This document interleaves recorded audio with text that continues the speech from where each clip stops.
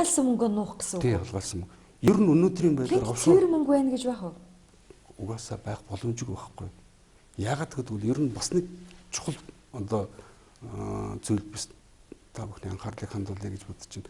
Офшор банк, офшор одоо үсэд компани нээн гэдэг бол өөрийн улсын хууль одоо хуулийн үйлчлэлээс гараа явчихж гэсэн үг байхгүй.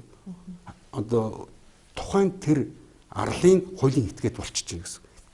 Хуулийн этгээд болж байгаа бол тэр арал дээр маш бага татвар төлдөг. Эсвэл бол татвар төлдөггүй тийм орчин руу нэг үгээр бол өөрийн улсын эдийн засгийн ашиг сонирхлоос урваад өөр улсын иргэн одоо болчихж байгаатай адилхан байхгүй юу?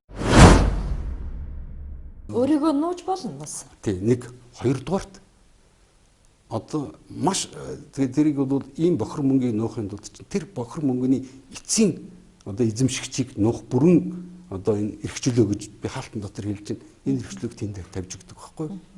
Тийм учраас тэднийг хэрвээ одоо чинь тэр офшор бүсүүдийг эзэмшдэг энэ улсаас нь улсын одоо энэ олигарх бүлгэлүүдийн ашиг сонирхлоос офшор бүсүүдийг салгаж болох ямар ч боломжгүй байхгүй юу?